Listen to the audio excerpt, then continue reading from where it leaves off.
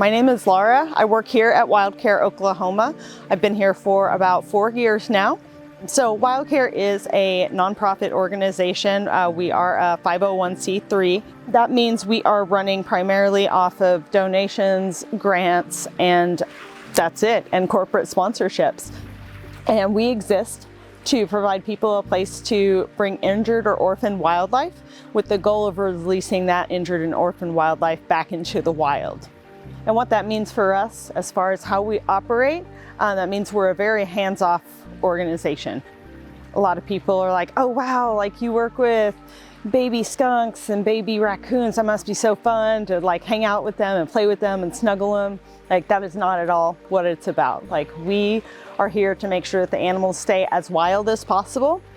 We work with our animals as minimally as possible while still being able to provide them with the best care possible. So some of the more interesting patients that we have here right now are our baby squirrels and a couple of bats that came to us during the winter.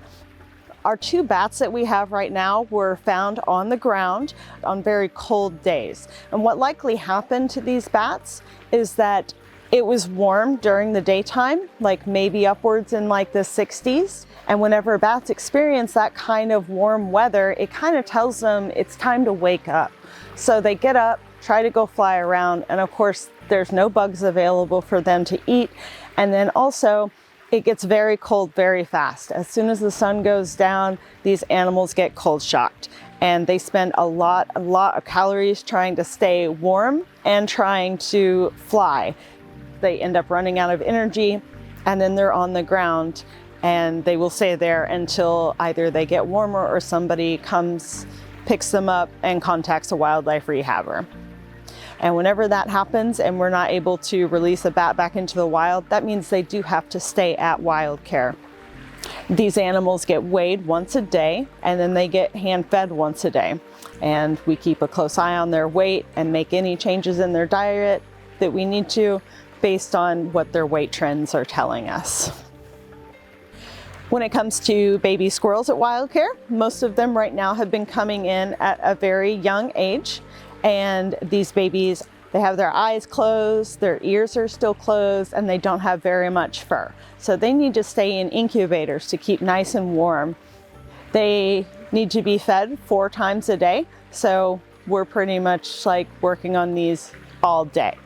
We currently have about 23 squirrels in our care, and we expect to have probably another 60 before this current baby season is over.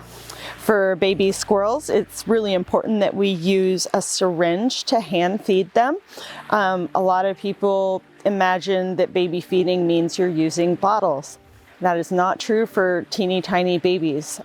And the reason we do that is because these animals can potentially take in too much milk in their mouth at one time, and then they will choke on it or aspirate on it.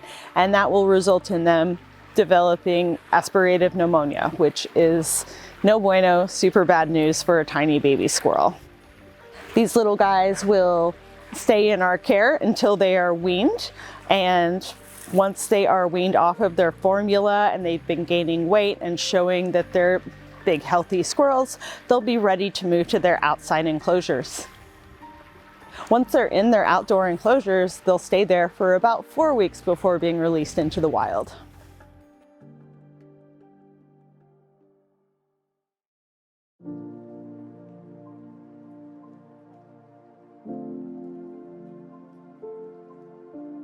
Next bird we're going to handle is a Mississippi kite. He's kind of an interesting case. He was kept by someone over the winter in their barn, and he was fed a really poor diet. He got things like chicken scratch, and they're primarily insectivores and carnivores, so chicken scratch wasn't really good for him. So he has really poor body condition and feather quality, as well as he missed his chance at his first migration. So moving forward, he wouldn't know how to migrate with the other birds and when to migrate and things like that. And as well as he's become habituated on people, meaning that he relies on us for food and is way too comfortable around us. So he is unfortunately non-releasable. However, we did find permanent placement for him as an educational animal at another rehab facility. So we're gonna go ahead and get him out. He may run on the ground. Sometimes he flies off the glove. Like I said, there he goes. Ooh, come on, you're okay. He has his freak out, and then typically he's good.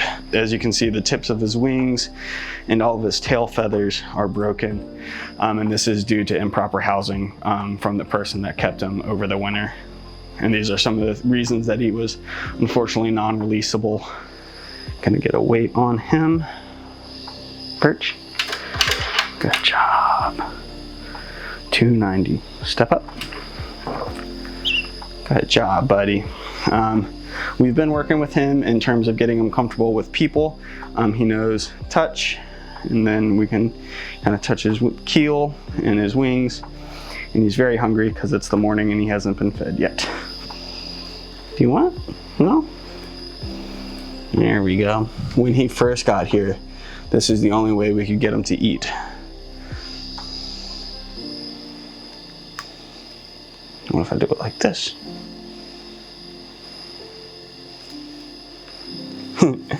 He's not very good at it. Are you gonna be good?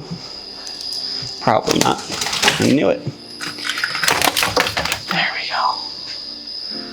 That's it. Perch. Good job. He's still being trained on how to be a glove bird.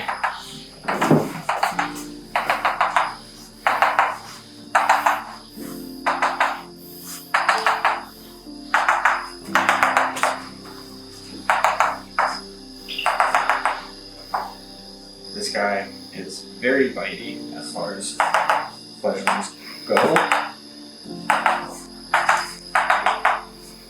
which is good. We don't want him to be happy around us.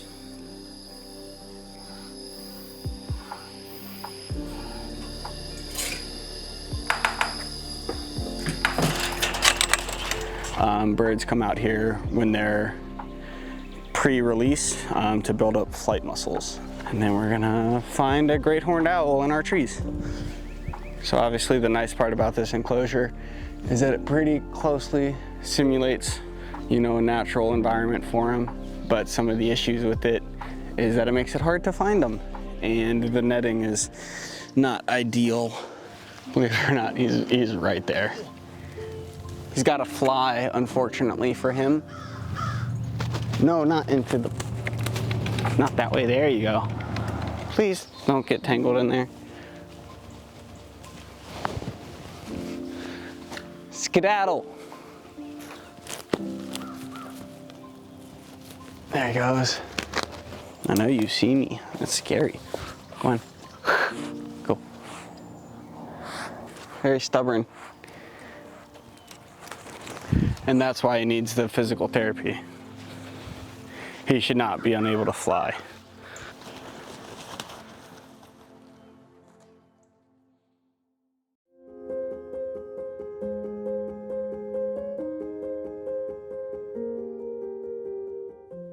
We can grab a couple of the flushes out of the fluid warmer over there.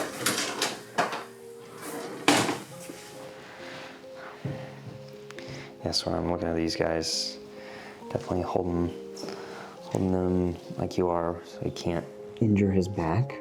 Pretty good sized wound there. So that's a pretty big one, but still fixable. All right, let's see if he's got any more fractures.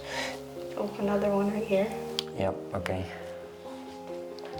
So cat, get him like that. Oops, sorry about it. He says, oh, my little leg. Okay, so I'm thinking for this guy, we should do what next? Sedate and laceration repair. That sounds good. And then everything else we need to do with him, we can do under anesthesia. Okay. All right, so now that he is anesthetized, let's go ahead and get a couple wipes on that, and then we'll do some radiographs, okay? Let's start with the big one. Sometimes if there's big lacerations through the muscle, I will suture them back together. This is a classic cat attack look here.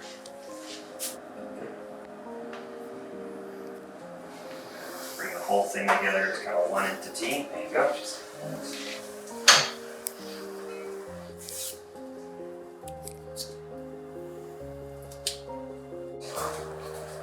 tough to tell if there's something there or not. Gut's full, he's been eating well. Don't see anything obvious. Forelimbs. So we're looking mostly for fractures, but also we were worried about his respiratory tract, so I'll start with respiratory tract. So a little bit of muscle damage there, but not enough to be too concerned, especially with a young animal like this. He should be working with that muscle damage pretty well.